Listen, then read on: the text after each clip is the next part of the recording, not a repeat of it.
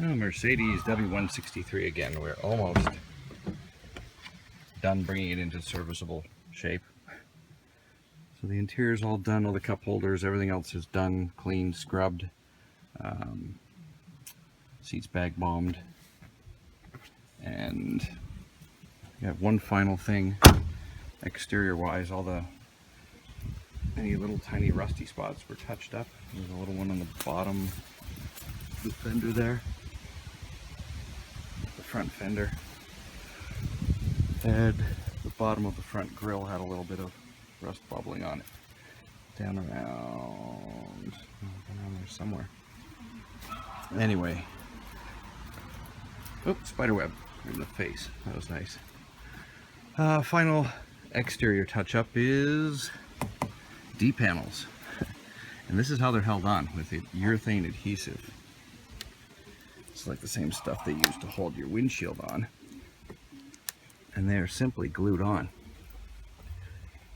And you can just push gently. And this is, sorry, I should show you the problem. Clearcoat coming off. It's a normal occurrence. I'm just going to pull them off, sand them down with like a 400 grit, and then paint them with a Duplicolor gloss black, which will be absolutely fine. I'm just going to sand the Clearcoat off. It'll probably take about 5 or 10 minutes a piece. I think oh, what was the price at the dealership? I can't remember. They were 90 bucks a piece or something for these things. So, $90 a piece. And it's probably going to take me about an hour and a half. I'd say 2 hours of drying the paint for $10 worth of paint. So, I think it's well worth doing. So I'm going to sand these down, and I will be back to you after I've sanded them down.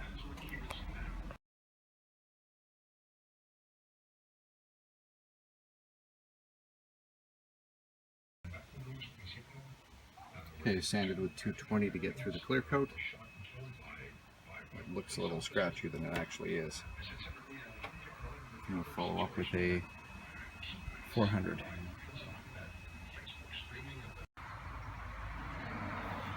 Followed by 400 grit, and then 1000 grit wet and dry. And now I'm just going to degrease it, wipe it down with a de-wax degreaser, paint prep, and then paint it.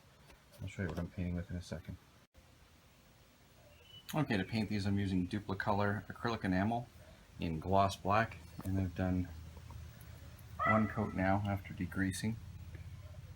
That's the first light coat, and you do coats within 10 minutes, and all the coats you should do within an hour, and then it's within the first hour.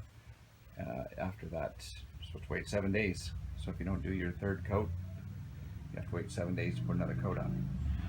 So 2 light coats, then a medium coat, and it will be all done. And dries to the touch. You can handle it within 3 hours. So once I'm done painting these, I'm going to run off to the parts store and grab some windshield urethane adhesive. And actually, first I guess I'm going to have to get a heat gun out and take some of this these glops of adhesive off. That little hole there is where the locator, oops, that looks like it might have, there's supposed to be a locator to show how deep you put it in, but you just basically glop it on. It's windshield adhesive. You can get it at any auto parts store for adhering automotive glass. And you glop it on and then press it on and tape it in place, and it should be good to go within a couple of hours. So there's dirt gets behind there too. I'm going to clean that all up. And make sure to sand the back of the part, not the front that you painted, but the back part. Sand it down a little bit to give it a little bit of a tooth for the adhesive to grab onto, just to help it grab onto. I think these are the little round, where are they? So see those little round plugs? I'm going to pull those out. I think those are locator plugs that allow it only to, to allow the adhesive to only go down so far, so it won't be smushed all the way. So I think those are needed. I think you keep those because it looks like little spacers. See if I can pop one. Yeah, they do come off. Where's my thumb?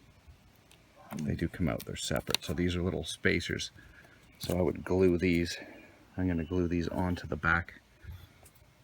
Just in the middle, I guess. It doesn't look like there's any locator up top or bottom. So these would get glued back into the middle of the panel. Let me look at one of the other panel I haven't sanded yet. I'm gonna look at the back of that and see if there's one of these little locators on that. No, but there's a spot for them. See little circles there and there? So I would glue those onto there and then rough up the surface in the back. So glue those on so that you can't push this in too far when you put the adhesive on. So those are 2 locators for that. So I'm going to finish this up and I'll show you when it's all done. I forgot to mention I ran a piece of masking tape along the rubber trim piece so that it wasn't, see this, you can see it drying. It's starting to dry the first coat. That's fine, that's what it's going to do.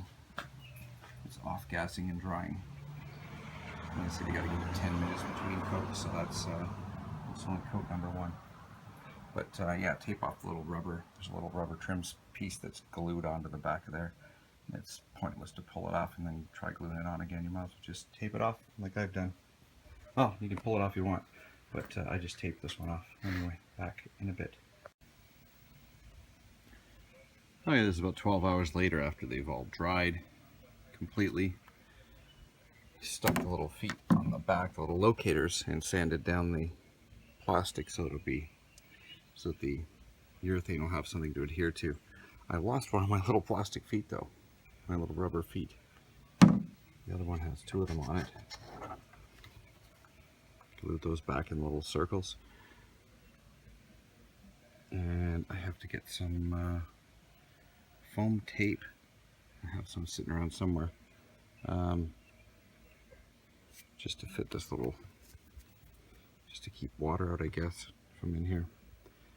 Anyway, I'm going to fill in those spots with foam tape. I'm not going to pull the old stuff off, screw it. I'll just fill in the spots where that stuff is popped out and be back in a second. Okay, so I'm using Permatex polyurethane windshield sealant. Usually you can get this in a caulking tube size, but when I bought it last night, I couldn't find anything in that size. And today being a Sunday, I'm not going to find a caulking tube size, so I had to pay like $8 a piece for the tubes. I think I can get away with 1 tube, but we will see how much I can get away with. So I'm basically just going to fill. Oops. How about not putting your hand in front of the camera? Same spots that they did in the factory. Cut this opening a little bigger. Back in a second. Okay, I didn't bother showing you squirt polyurethane on here. So I've just squirted it in all little square markings that are on the back of the trim piece. All the square markings. Again, this is the one where I'm missing my little rubber locator plug, but I should be fine as long as I'm careful with it. The rubber lip seal on this one. The rubber lip seal goes toward the inside. This is where I scraped all the old sealant off. Just used a heat gun, scraped the sealant off. This has been cleaned up. I left a lot of the sealant on because you just didn't want to scrape it all the way down. And I'm just going to adhere this on. I need 2 hands for that, so I'll be back in 2 seconds. I've got tape pre-applied to this, so I can just pop it on and tape it in place, and then I'll get some more tape. So back in a second. Okay, so it's lined up and taped into place. I don't think it can, you can still wiggle it around a little bit to match it up. You want to try and get it even with the rear window. An even line all the way along the side. That's what those 2 little plugs are for. This one's missing it, but I think I've got this lined up pretty much dead on, I hope. And taped in place. And I'll leave that for a couple of hours and then pull the masking tape off and then do the other side. Thanks for watching. That's basically it. I'll show you it when it's all done with the tape off. But I'm sure you can pretty much figure out what it looks like. Okay, made a quick mistake earlier just on the drying time. This Permatex polyurethane is 24 hours cure time. So this is going to be sitting here for a while. So I'm going to add some more tape actually because it's going to be sitting for a while. Anyway, thanks for watching. And done.